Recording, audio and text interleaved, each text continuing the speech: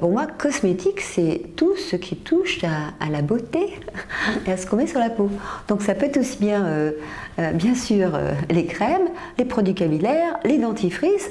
En fait, on oublie cette chaîne, mais tout est aussi important parce que tout pénètre.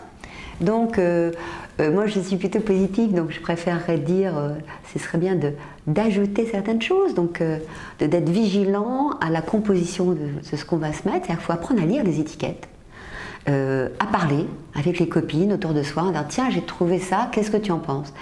Et de la confrontation des différentes opinions de chacun et même des informations scientifiques, ben, on arrive à choisir ce qu'on va mettre sur ses cheveux ou sur sa peau. On a lancé l'alerte pour le bisphénol A qui au début on était considéré comme vraiment extraterrestre et maintenant voilà la loi fait qu'on doit interdire le bisphénol A, en particulier dans les biberons ou dans les contenants alimentaires.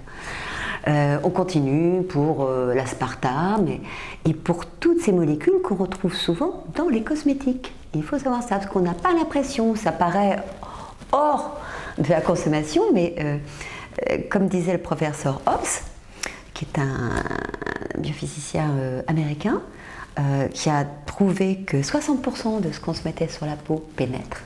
Donc sa conclusion, c'était qu'on devrait choisir des cosmétiques avec autant de soins que son alimentation. J'avais eu le plaisir de faire la préface d'un joli livre, Biocosmétique, par Estelle Gerven. Et c'était donc en 2007.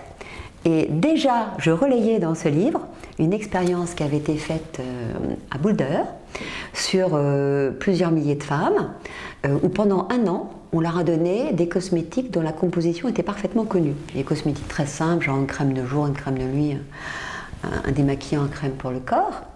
Au bout d'1 an, on a retrouvé 2 kilos de produits chimiques. Donc ça veut dire que c'est loin d'être anodin.